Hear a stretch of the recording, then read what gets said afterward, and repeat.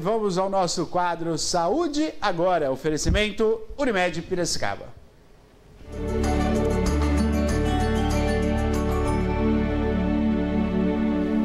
E hoje a gente tem o prazer de receber mais uma vez aqui no programa a doutora Lenira Cristina Stella, ela que é médica, cooperada da Unimed, endocrinologista e metabologista. E hoje um tema muito importante, né, doutora? Vamos falar sobre obesidade e também o Dia Mundial da Obesidade. Tudo bem, doutora Lenira? Bem-vinda!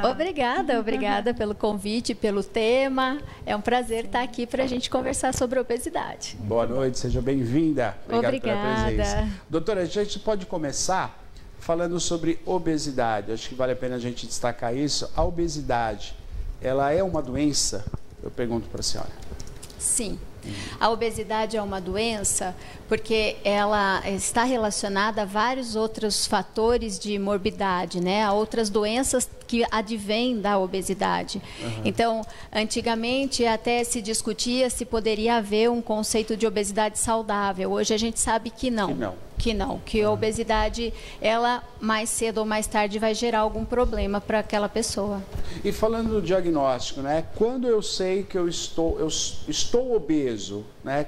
Qual que é a regra para entender se eu estou obeso ou não? De uma forma simplificada, é comum a gente faz o cálculo do índice de massa corporal, que é o peso pela altura ao quadrado, né? Embora seja um valor que ele não leva em consideração algumas diferenças de compleição física. Sim. Então, em termos de medida de risco, importa a medida mais da cintura, mas o diagnóstico se faz pelo IMC.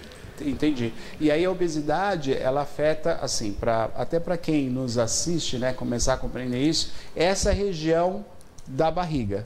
É isso? Mas uma pessoa que ela tem já avantajado essa região, ela pode estar obesa ou não?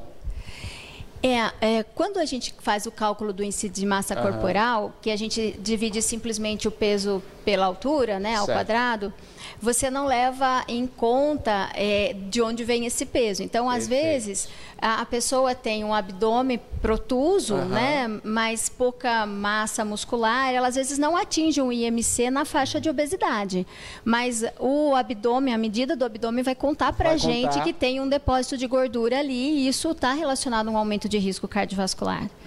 Então, a gente olha o cálculo do IMC, mas em conjunto com essa questão da distribuição da gordura. Perfeito. Estamos ao vivo, estamos hoje falando sobre obesidade. Você participa conosco, 991-41-1048. Sua participação é fundamental conosco. Pois não, Maria? E, doutora, falar também quais são os tipos de obesidade, porque existem classificações diferentes, doutora? Sim, o que se entende é que a obesidade de um perfil mais abdominal, ela tem um risco de problemas cardiovasculares maior. Basicamente, em termos de tipos de obesidade, é aquela obesidade mais centrada na barriga, que é uma obesidade mais androide, e uma obesidade ginoide seria aquela que é mais de quadril, que a pessoa tem um quadril maior. As duas acarretam problemas, né?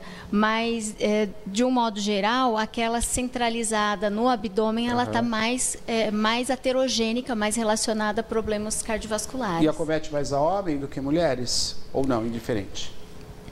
E que muito provavelmente quando acaba ganhando uma gordura de quadril, ganha um pouco de cintura também, né? Então, nas mulheres. Mas a obesidade de quadril é mais frequente nas mulheres. Mais nas mulheres. Que é a ginoide. Doutora, a obesidade, ela pode também ter causas genéticas, no sentido de pai e mãe obesos, o filho vai ter, ou era só a questão do ambiente, do hábito que leva a pessoa a ficar obesa? Como causa de obesidade, a gente acaba tendo muitas e algumas até talvez nem conhecidas, né? Quando a gente fala de obesidade genética, a gente vê alguns padrões familiares de repetição aí de obesidade, mas de um modo geral não existe... quando você tem um gene relacionado à obesidade, aí já é uma doença muito rara. Entendi. Não é habitual a gente ter uma doença genética, é uma causa genética que a gente vai... são doenças raras, as causas genéticas de obesidade, às vezes relacionadas a síndromes, né? A gente percebe que existe aí, provavelmente, uma predisposição genética, talvez ditada aí por vários genes, que a gente chama de polimorfismos genéticos, enfim. Mas hoje a gente ainda não consegue alcançar isso para tratar de uma forma específica, né? Agora, o que é mais falar dessa obesidade que vai estar ligado, e acho que é bacana a gente falar sobre isso também, está sempre agregado com outros problemas. Quando a gente fala da obesidade, a gente pensa na questão visual, né? Uma questão estética, que também está ali, faz parte, né, dessa situação. Mas o mais agravante é uma questão da saúde, né? Quando a pessoa está obesa, ela está comprometendo uma série de outras situações. Queria que você falasse um pouquinho sobre isso também, doutora. Sim, a obesidade, ela acaba trazendo doenças metabólicas como diabetes, o colesterol alto, a tendência à hipertensão, mas além desses fatores de risco cardiovasculares que são relacionados à obesidade, a gente tem alguns tipos de câncer que são mais prevalentes em pessoas obesas, como câncer de pâncreas, câncer de mama nas mulheres, câncer de endométrio, enfim, vários tipos de câncer, intestino, não é? E problemas mecânicos, né? Problemas ortopédicos decorrentes da própria obesidade, pelo peso, uma questão mecânica. Geralmente no joelho, né? Nas pernas, né? Outras complicações menos frequentes ou menos faladas, como aumento da pressão intracraniana. Olha. Então, e suscetibilidade a doenças inflamatórias. A gente vê, por exemplo, a gente vem aí depois de uma pandemia de Covid, em que os obesos eles eram mais suscetíveis a doenças, a evolução mais grave da doença, né? Então a gente vê que tem um fator inflamatório no obeso que também acaba predispondo ao agravamento de outras condições. Pois não, Maria, diga. Olha, já temos participações aqui no nosso WhatsApp, já está aí na sua tela o número. Se você quer também fazer uma pergunta, aproveita, tá? Doutora Lenira, que é endocrinologista, já está chegando pergunta. Hoje a gente está falando de obesidade, doutora, mas está chegando pergunta também de diabetes. A gente vai conversando são temas aqui, correlatos, tá bom? Tá ótimo. Olha, uma pergunta muito interessante e importante da gente falar aqui, da Andréia, está dando aqui um alô. Ela quer saber, doutora, e quando a criança ou o bebê é obeso, o que fazer? Isso acontece, doutora? A criança já pode nascer obesa ou ela... Como que é esse processo quando é em criança? A criança que nasce acima do peso, um recém-nascido grande para a idade gestacional, muitas vezes tem correlação com algum problema aí de gestação. Quando a mãe tem diabetes gestacional e o diabetes não foi bem controlado, o bebê nasce grande para a idade gestacional. Sim. Agora, durante a infância, tem aquelas questões que nós falamos genéticas, aí a gente tem que avaliar questões sindrômicas em criança, né? Algumas síndromes relacionadas à obesidade, mas durante a infância, a criança obesa, ela reflete muito o hábito alimentar da casa. Perfeito. Né? Perfeito. Então, na maioria das vezes, na realidade, é isso. E o grande problema é que aquela pessoa que tem a obesidade na infância, ela muito provavelmente vai carregar essa obesidade pela vida adulta. Vai para a vida adulta também. Então, é por isso que é muito importante, muito responsável da parte da família trazer um ambiente saudável ali em termos de alimentação, porque a criança, a obesidade que se inicia na infância é bastante difícil depois de ser revertida na vida adulta. Né? Doutora, vamos falar um pouquinho das causas, né? Eu acho que você tocou num assunto muito importante, que é a questão do hábito, né? E do ambiente, né? A gente está vivendo um momento, e eu acho que você que está em casa deve concordar com isso também, né? Não é uma questão de saudade, o neto está falando dos tempos antigos. Não, eu lembro que na época da minha avó, você cozinhar com banha de porco era comum. Era a banha do porco que você ia fazer a comida ficava saborosa. Só que, em compensação, nós não tínhamos tanta possibilidade de se comer outros produtos, enfim, eu vou falar pizza, sanduíche. Era raramente que isso acontecia. Me lembro quando pequeno, era assim, aos sábados, e olhe lá ainda, né? Se fosse no final do mês, que apertava um pouquinho mais, não tinha pizza. Tinha um pão, uma esfirra caseira que minha mãe fazia, né? Com produtos de qualidade, obviamente. Então, hoje, a gente come pizza de segunda. Não tenho nada contra a pizza, adoro pizza, mas eu tive que mudar meu hábito também, né? Que meu cardiologista, o Fábio, o Dr. Fábio da Unimed, um abraço pro Fábio, ele falou, Neto, o Fábio Suzuki, ele falou, Neto, vai mudar o hábito, é o momento agora, 50 anos, então, para mim, é mais fácil. Mas como explicar isso para uma criança, exatamente como você falou, doutor, que ela come pizza de terça-feira, que ela come um hambúrguer na quarta-feira. O ponto é esse mesmo, né? Assim, a obesidade aumentou de prevalência no mundo todo. Então, muito se discute por quê, né? Há décadas atrás, quando a avó cozinhava com banha, ela também morava no sítio, trabalhava muito, não é? Então, essa questão da vida mais urbana já trouxe o sedentarismo.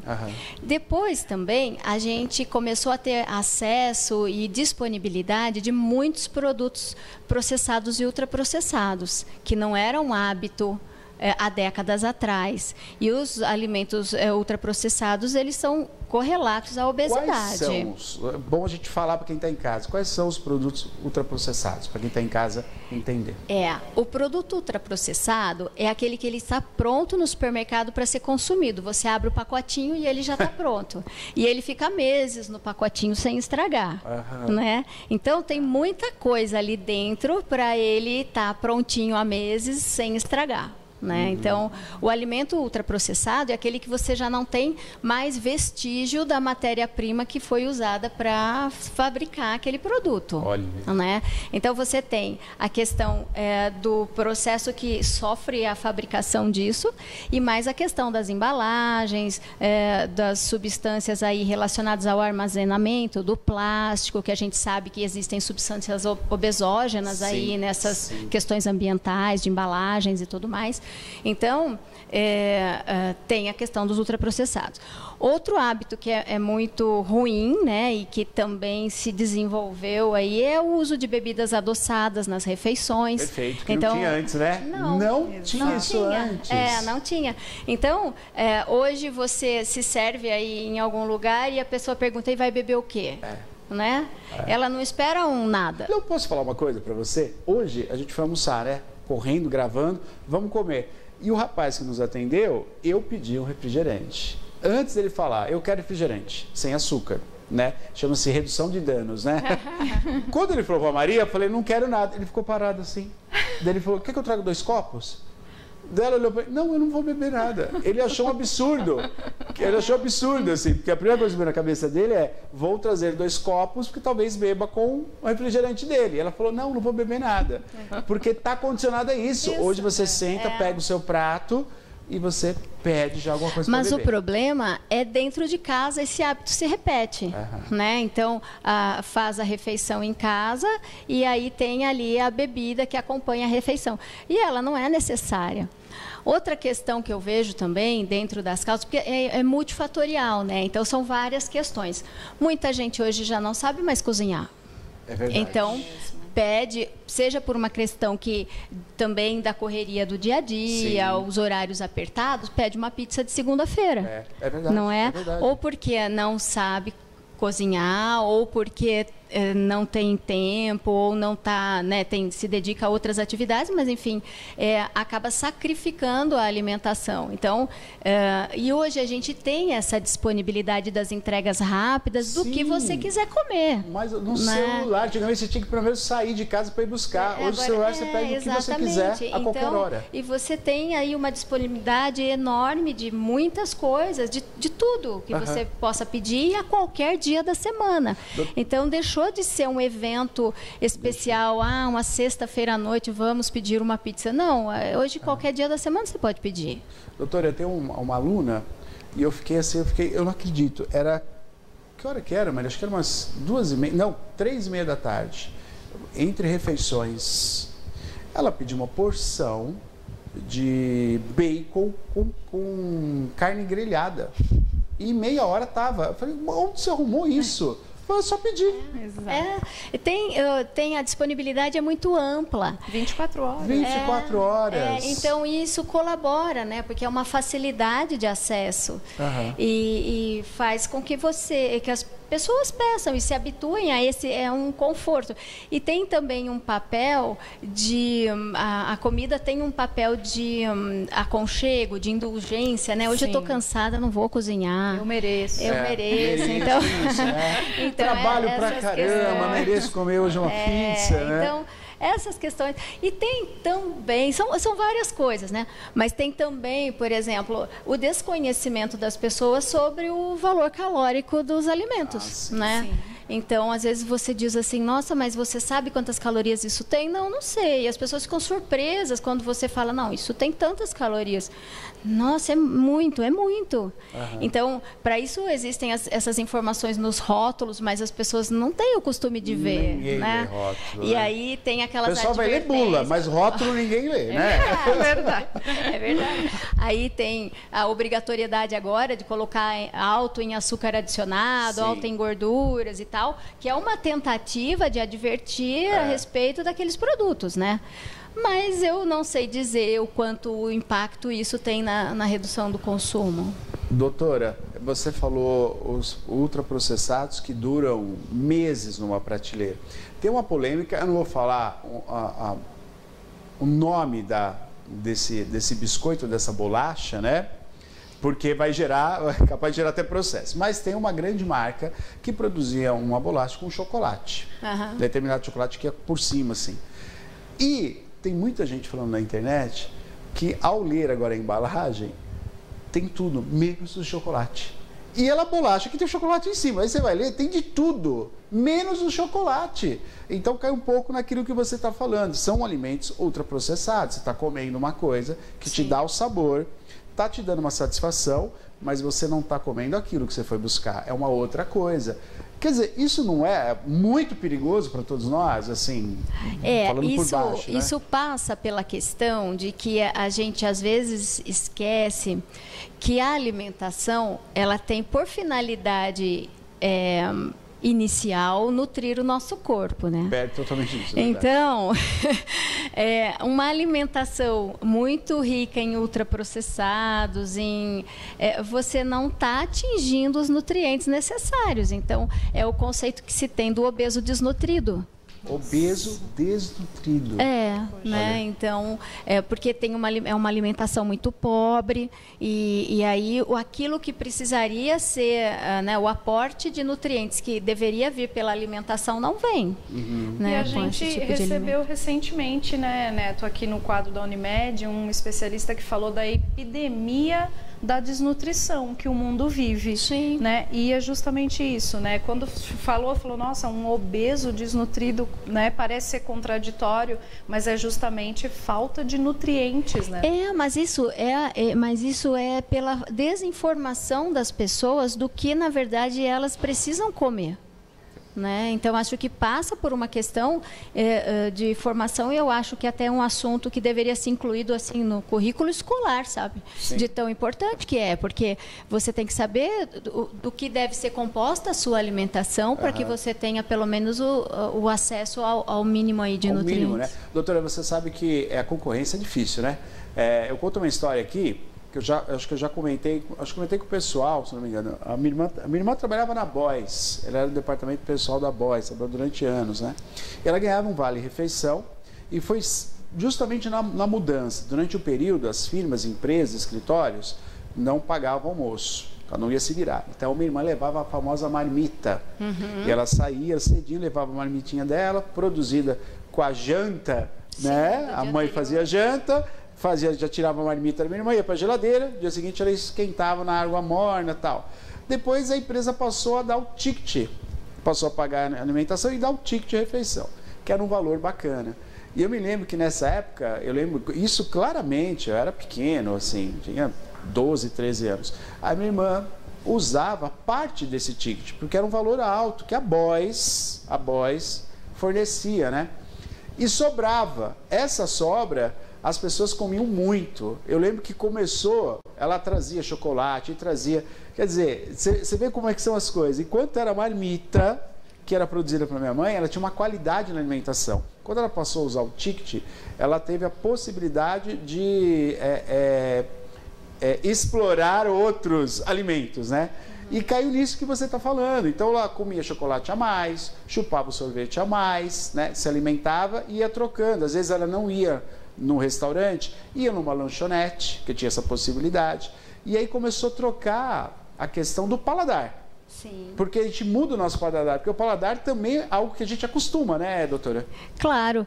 A gente, na verdade, eu costumo dizer assim, não é que a gente, uma comida saudável é aquela que consegue concorrer com uma comida palatável, mas você tem que acostumar educar o seu paladar, né? e estabelecer regras, né, para quando vai usar uma e outra. E a comida também tem uma questão de um mercado da comida, né? Sim, então, sim. Esse mercado expandiu muito, né? Então, você acaba tendo uma oferta constante, como a gente estava dizendo, tanto quando você chama a comida para vir até você, como todos os lugares tem alguma coisa para comer, né? E às vezes sobravam alguns tickets, doutora, e ela dava para mim. Aí eu ia na escola. Você acha que ia comer a merenda nutritiva? Aquele potinho azul com arroz, feijão? Não. Eu ia na cantina, comia pizza, comia coxinha, né? Tudo de errado, né? Tudo de errado. É porque a comida, ela é muito ligada ao prazer, né? Ao prazer de comer, né? E tanto é que as comemorações sempre tem. A gente pensa primeiro no que vai servir, no que vai ter, olha, não é? Você estava aqui quando a pessoa... Dá para mostrar aquele prato? Você consegue mostrar rapidinho? Vou mostrar. Olha que legal, né? E você falou que é atrativo. Eu não comia couve até casar com a Maria. Quando eu casei com a Maria falou, não, você vai comer couve. Aí eu eduquei meu paladar, tanto é que eu peço para ela fazer. Pô, faz uma couve refogada. Eu não comia, doutora. E veja bem, em casa minha mãe comia. Mas o resto da minha família não comia. E foi muito legal que a gente mostrou, uma telespectadora mandou agora há pouco para nós, ó. Foi a Lucélia. Aliás, né? Ela já mandou a receita, eu já estou encaminhando para o povo que está pedindo a receita, viu, Lucélia? Obrigada. O que acontece com a TV, doutora? Às vezes, a gente está no mercado e vou fazer uma couve recheada. Você foge disso e vai para a prateleira, não tem aquela coisa, está meio pronta já. Mas foi legal que a gente mostrou isso aqui e as pessoas começaram a perguntar, passa a receita. Porque os olhos é uma porta de entrada para o alimento, não é, doutora? Com certeza. Se vê uma coisa bonita dessa, dá vontade de se alimentar? Por isso que eu acho importante que as pessoas voltem a saber cozinhar. Isso. Quem cozinha bem, geralmente come melhor. Né? Porque prepara, tem aquele esmero no preparo, né? E faz aquilo que é mais saudável, não se deixa levar por uma comida pronta qualquer, né? De um modo geral, quem cozinha come melhor. E a questão, né, doutora, do hábito, como você ressaltou bem, o paladar, ele é baseado em hábito mesmo, né? Você aprende a comer coisas diferentes e você precisa estar aberto também a comer coisas diferentes. Por exemplo, as verduras escuras, né? Como é a couve, um brócolis, né? Eu sigo algumas pessoas nas redes sociais que às vezes tem criança pequena que está comendo brócolis, está lá comendo e os comentários tudo assim: mamãe, como você fez essa criança comer brócolis? Como você fez comer, né? Alguma outra coisa. E a mãe responde assim: gente, eu só ofereci, a criança está aberta, ela não conhecia e ela está comendo, está se alimentando. É bastante frequente são os pais reclamarem que as crianças não comem, mas em casa não tem, o exemplo, né? Então, aí a criança não desenvolveu aquele paladar, ou não viu aquilo com naturalidade. E segue pai e mãe, né, doutora? Sempre. Quer colocar brócolis no prato da criança e o pai está comendo uma outra coisa. Ela está olhando, né? Claro. É o exemplo, né? Claro. O hábito da casa é o hábito que a criança vai aprender e levar e passar adiante. Né? Como que a gente faz agora? Eu sei que tem pergunta e mais participação, né, Maria? Sim. Mas, doutora, como é que a gente faz? Eu acho que é legal a gente abordar isso também, aproveitando, né? Vamos falar sobre os programas da Unimed, que a Unimed tem programas justamente para ajudar a ter esse bom hábito e aí ter uma boa saúde, porque ter um bom hábito não é uma questão de capricho, é uma questão de saúde, de bem-estar. Saber comer bem é viver melhor e adoecer menos. medicina preventiva, né? E começa por aquilo que você vai ingerir. A gente vai falar já sobre isso, que a Unimed tem um programa especial, mas vamos primeiro para as participações aqui no programa. Pois não, Maria? Vamos lá, doutora. A Fabi está passando aqui, boa noite. Ela quer saber se os novos medicamentos para emagrecer servem também para pessoas obesas. E esses famosos de agora, sabe? Ela não quis falar os nomes aqui, mas todo mundo conhece, todo mundo conhece, né? São famosos mesmo. Como a obesidade, ela vem aumentando em prevalência no mundo todo, e com isso as doenças cardiovasculares, a prevalência de diabetes aumentou também, está aumentando, e as projeções são sempre maiores. É claro que a indústria farmacêutica está correndo atrás aí para tentar intervir nessa questão. E a gente tem medicações mais novas realmente, que são muito mais efetivas do que a gente tinha uns anos atrás para ajudar nesse tratamento da obesidade. Então, eu acho que é válido, muito válido, são medicações ótimas, mas a gente tem que associar o uso da medicação a essa voluntariamente a pessoa querer mudar de hábitos. Porque, como todo tratamento da obesidade, você tem a recidiva quando você para a medicação. Né? Então, a ideia da medicação é que ela seja um suporte para mudar o estilo de vida. Né? As medicações funcionam, claro, porque você fazer uma restrição calórica sentindo menos fome é mais fácil. Muito mais fácil, né? Mas você... Resistir é muito melhor, né? Exato. Então, ajudam. Essas medicações são ótimas, são super favoráveis, elas causam realmente uma mudança, essas mais recentes, inclusive, mudaram realmente a história aí. Mas a gente tem essa questão que a pessoa tem que estar atenta, que não é só o remédio, porque privar-se é uma coisa difícil. É difícil. E o remédio, então, torna isso mais confortável, mas há necessidade ainda assim desse ajuste calórico, né? Privar-se morando na roça, distante, né, da área central, fica até mais fácil, né? Sem sinal de celular. Sem sinal de celular, né? Agora passando. E a gente vê um clima também, né? Você vai passear pela cidade, você vê as pizzarias lotadas, as lanchonetes. Você quer interagir com essa sociedade, claro, né? Que está ao seu redor. Claro. E aí é um perigo, né? Mas eu acho que o que tem que melhorar também é oferecer nesse mesmo tom, que é um tom de sair, de passear, um tom de produtos bons, de qualidade, né, doutora? Que tragam a satisfação. É que a gente não está vivendo isso ainda, mas eu acho que, quem sabe, em breve, a gente vai ter esse mesmo clima com produtos bacanas. Olha, esse restaurante, essa lanchonete oferece produtos mais naturais, não tão ricos em sal, em gordura, e a gente vai afinando também o paladar, porque muito a questão do ambiente, né? Você está no ambiente, você fala... Sim, sim, mas sabe, eventualmente você interagir, comer uma comida diferente, não é o problema é aquilo que você faz no dia a dia. Perfeito, né? Perfeito. E também quando você vai a um restaurante, também tem a questão da quantidade da qual você se serve. Né? Então, correto, você tem que manter aí um parâmetro, e eu acho que faz parte da vida a gente interagir, sim, sair, bater papo, comer uma coisa diferente. Mas aí isso não pode ser todo dia e não pode exagerar também todas as vezes. É verdade. Pois não, Mar. Olha a dúvida aqui da Dalva. Oi, muito Dalva. Interessante, muito importante esse questionamento, viu, Dalva? Ela dá boa noite, Maria Neto. Boa noite. E a doutora, gostaria de fazer uma pergunta. Por que a gente perde o prazer de se alimentar depois de idosa? Tenho 71 anos e como muito pouco, sou diabética. Perdi o prazer de me alimentar. É uma doença, doutora? Interessante. Na realidade, assim, precisa ver a que isso está ligado, né? Pode ser uma diminuição da percepção do paladar e do olfato, porque isso participa muito na nossa aceitação do prato, né? Tem questões psicológicas que afetam muito essa questão da vontade de comer, né? Então, essa é uma situação mais ampla, mais complexa. E a idade também, ela cursa com uma sarcopenia, que é uma perda de massa muscular. Então, a pessoa tende a perder peso com o envelhecimento. Mas a massa muscular, inclusive, por isso que até a gente reforça a questão da atividade física na terceira idade por conta disso.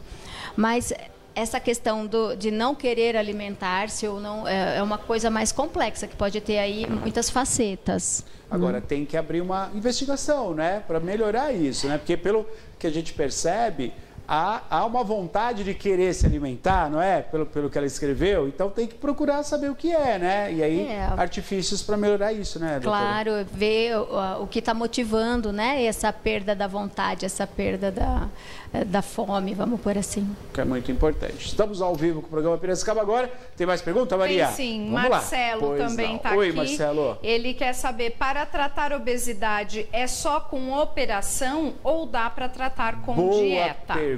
Boa pergunta. Sim, a gente tem o tratamento clínico da obesidade, que é o que nós fazemos todos os dias, né? E o tratamento clínico é justamente essa motivação para que as pessoas mudem seu estilo de vida, façam atividade física, comam melhor, de uma forma mais saudável, enfim. As situações cirúrgicas, elas são reservadas para condições em que a obesidade ela está colocando em risco a vida da pessoa de uma forma iminente ou que a pessoa já é considerada como uma situação de intratabilidade, aquela pessoa que vem tratando há muitos anos e sempre reganha o peso, não consegue manter-se magra e aí já ficou diabética, ficou hipertensa.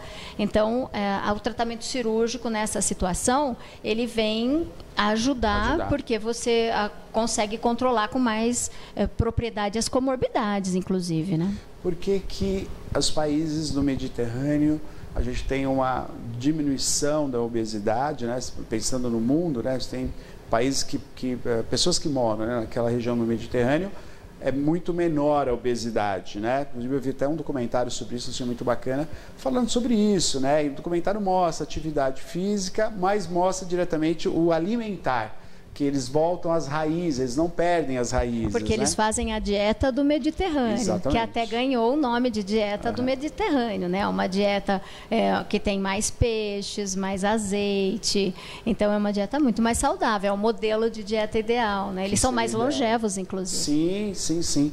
Que é uma coisa que a gente pode também buscar, né? Claro. São bons hábitos aí que podem ser substituídos também. Fala, Maria, mais participações aqui no nosso WhatsApp, você também pode mandar a sua dúvida, viu? Aqui no 991411048.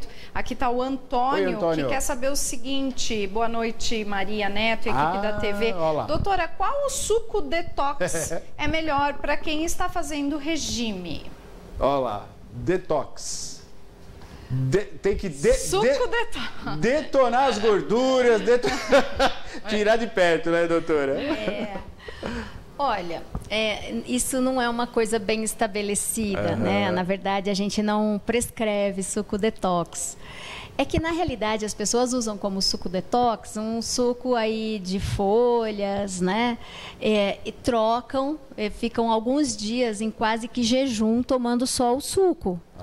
Então, aí, realmente, são coisas só naturais, que são batidas ali com água e a pessoa está sem comer nada. Então, é por isso que eles chamam de detox, mas não é uma coisa que a gente prescreve, faça um suco detox. Em termos de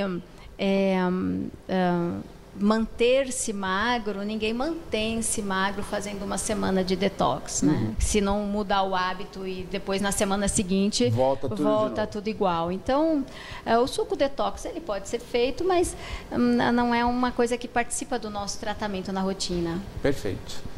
Fala, Maria, pois não. É um comentário aqui da Cleide, né? Que ela diz: boa noite, Cleide. Querida, hoje em dia difícil fazer uma alimentação saudável com tanta opção.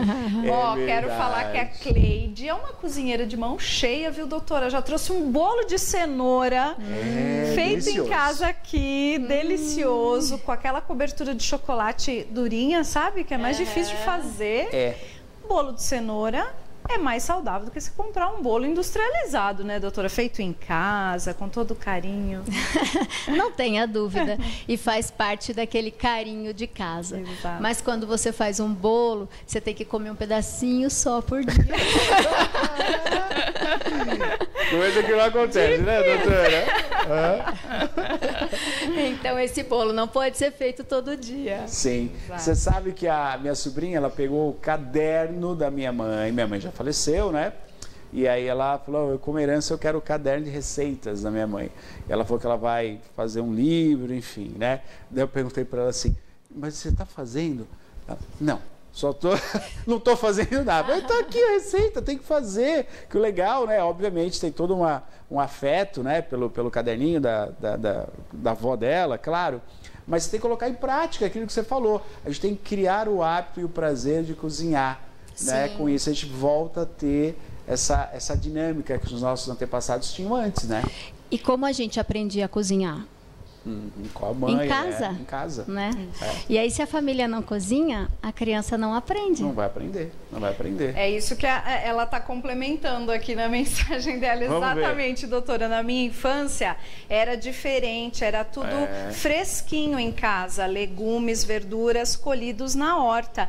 Muita gente tinha horta em casa mesmo, né, doutora? Sim. Sim, tinha uma disponibilidade de espaço um pouco maior, né? Mas a gente tem também os hortifrutis. Sim. Eu costumo dizer que assim, você tem que ir ao supermercado uma vez por mês, mas ao varejão uma vez por semana. Ah, legal. Né? Então, porque na realidade a comida que tem que se renovar em casa e ser usada com mais frequência é aquela que você compra no hortifruti. Perfeito. O que você vai comprar no supermercado tem que durar para o mês. Por um mês, né?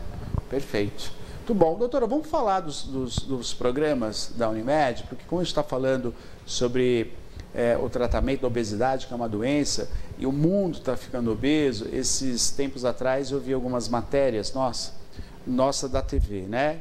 Eu fui procurar e eu vi matérias feitas na Praça José Bonifácio, há 16, 17 anos atrás.